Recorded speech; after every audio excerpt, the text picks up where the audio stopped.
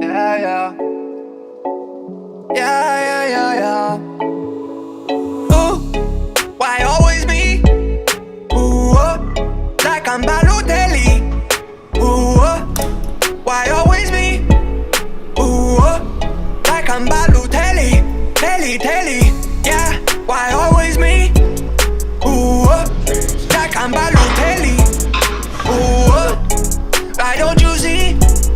Ooh, tryna call you Telly.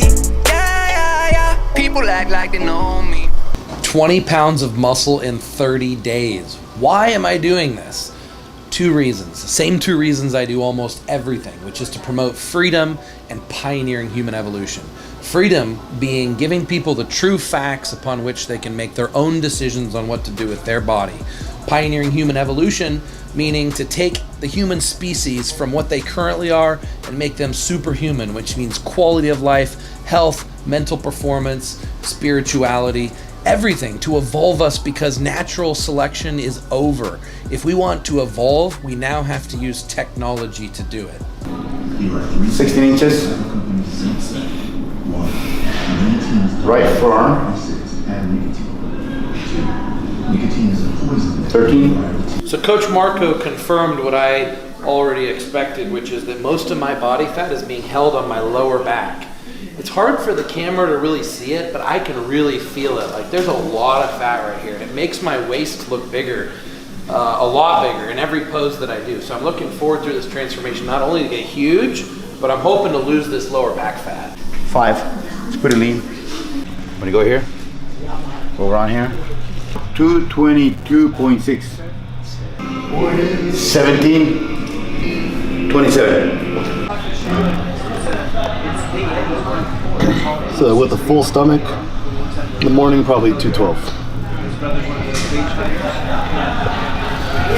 I do these short experiments, I find out what works, and then I stop. And I put those tools in my tool chest. And I don't come back to them if I know it works. Can we build 20 pounds of muscle in 30 days? I think we can. I do worry though, because I'm planning to do this for 30 days or more and put on a ton of muscle, but I don't know if I can handle it. Are we gonna tap out because we hit side effects from using performance enhancing drugs, or we can't keep up with the eating, or we can't get enough sleep? Possibly. Because the anabolic matrix theory is to take all these different pathways of growth and reduce and eliminate any bottlenecks. Show you guys behind the scenes what I'm doing every time we run through a roadblock and how we get through it so that we can put on 20 pounds of muscle in 30 days. No one has done this before. We're really just keeping track, logging it by date, how much muscle we put on, what compounds we're running, what we're eating, what changes we're making. It's going to be epic.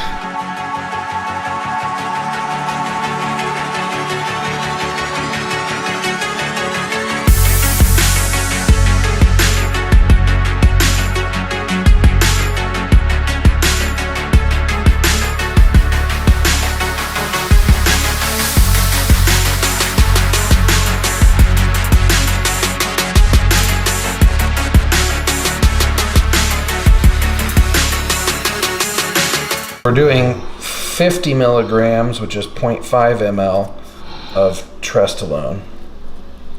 The compounds that we're going to be taking are going to include testosterone, trenbolone, ligandrol injection, HGH, insulin, myostatin inhibitor, insulin mimetic, pro-inflammatory, and peptides. Now the cycle is going to change constantly. It's going to change intentionally because we want to create some muscle confusion and prevent the body from adapting to any one of these compounds, but also because we want to prevent side effects.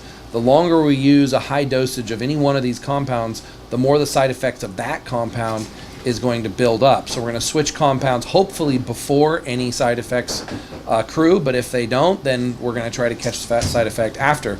We're going to try to use as many fast esters as possible. That means fast compounds that if we experience a side effect, then we come off the compound, then the compound's out of our system very quickly so that we can adjust to a different compound to mitigate the side effects. We're going to try to have our nutrient intake constant. as many small meals throughout the day as possible. We're going to try to avoid binge eating, because the only way we're going to end up gaining fat on this protocol is if we overeat in any one meal. And it's going to be hard to do with clean food. The ultimate training for a program like this would be to train twice a day for shorter workouts, so that we don't tax the central nervous system too much, but so that we're frequently stimulating the muscle. We're also going to choose a specific muscle in each workout to destroy, and then we're also going to hit every other muscle in the body with just a little bit of light blood flow to push the drugs and the nutrients into all those other muscles that are recovering while we're training the muscle that we're actually destroying. We're going to do 25 milligrams of injectable LGD. How many mLs is that? 0.5. 20 milligrams LGD. And then we're doing 400 milligrams of tren enanthate just one time. So we're not going to do that after today. We're going to continue the other stuff. Okay. But we're just front loading one shot about of a cc? So yeah, 2 cc's. Okay, so front loading 2 ml. Some slow tren. 400 milligrams? Yeah, so that 400 milligrams is going to be coming out of our body over the next 20 days. No, so yeah. What's the thought process on that? Low dosage. Versus A, just spiking it? It's the hyperplasia. So okay. This does something similar to what arachidonic acid does, which we're going to be on and off of arachidonic acid. It actually pushes the muscle fibers actually closer together. It's the only drug that actually does that. Yeah. So just efficiency, right? Just have it be a long-term release so we have it in the system. Yeah, because we're not going to be basing this cycle's not going to be based on much tren. It's right. Just a little bit. Okay. We don't want the side effects. What's going to shock a lot of people is that tren really has the worst profile for benefits versus side effects, and a lot of the other approaches and chemicals we're using are much more effective and safer, so we're only doing a very small amount of it. Everyone's like, tren, go to. No one knows. Primo. Is what we're going to be doing dangerous? Yes, it is very dangerous. But I believe, given the knowledge and the amount of experiments I've done in the past, that once we hit a side effect, and especially because we're monitoring a lot of different analytics, including our blood work, that if we see or feel a side effect, we're going to be able to pivot at that moment in time to fix that side effect. In fact, one of the things I want people to see most of all through this series is when a side effect comes up, us diagnosing the side effect, reversing or mitigating that side effect, and then continuing on with the protocol. But no matter what we do, you're going to see full transparency of what we're taking and how it's affecting our body, whether it's good or bad. It's still scientific data that we can all learn from. We've got water-based solutions and also oil-based solutions. We are doing the water-based solutions in insulin needles. I'm going to give you 4 insulin needles. 2 of the insulin needles have insulin and growth hormone, and 2 of them are going to have injectable carnitine, extreme high concentration, 400 milligrams per ml. So you're going to be doing 400 milligrams of carnitine pre and post workout. You're going to be doing 5 units of growth hormone pre and post workout, and 3 units of Novolin-R insulin pre-workout and 5 units of Novolin-R post-workout. So we're going to need to make sure to keep carbs on hand. I got Sour Patch Kids. Because if at that level of insulin, even though it's not really high, it's when you combine that with training, that's enough to go hypoglycemic and pass out. Have you ever done 10 units of growth hormone within a 3-hour window of time before? 10 units of growth hormone, not insulin, no. So this is the most insulin you've ever taken? All right.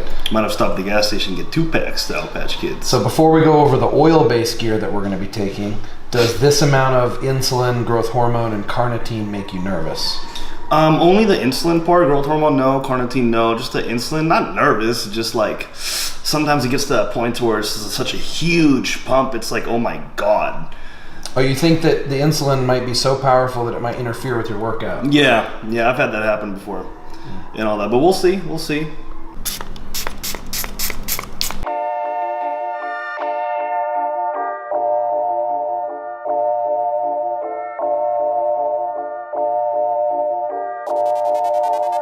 Oxygen and circulation to the lower back.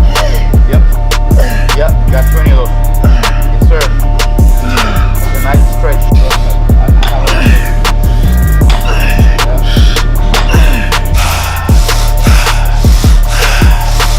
That's the jet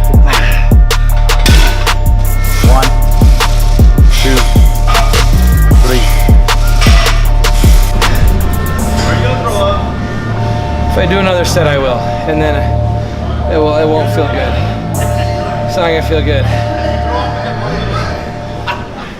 Training is done, it's over. This guy's sucked at it, to say the least, especially from Tony Huge.